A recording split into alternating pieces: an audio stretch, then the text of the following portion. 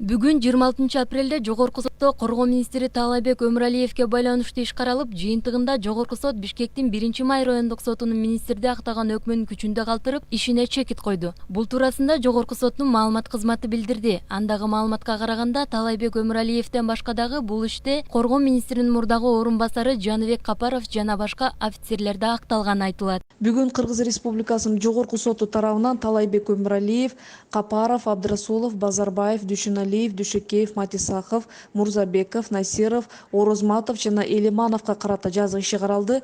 Кыргыз Республикасынын Жогорку сотунун 2021 жылдын 26 апрелиндеги токтому менен Бишкек шаардык сотунун 2021 жылдын 10 мартындагы Таалайбек Өмүралиевге жана башкаларга чыгарган аныктамасы жана өкүмү жокко чыгарылды. Бишкек шаарынын 1-май райондук сотунун 2020 жылдын 15 октябрындагы Таалайбек Өмүралиевге жана башка адамдарга чыгарган өкүмү күчүндө калтырылды.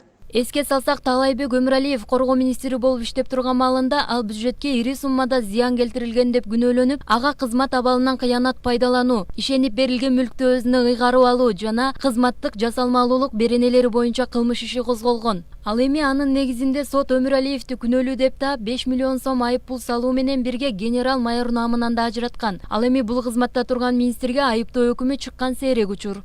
Белгилей кетсек, Таалайбек Өмүралиев 2020 жылы 9 октябрда ошол кездеги президент Сооронбай Жээнбековдун жарлыгы менен генералдык штабтын башчысы болуп дайындалган.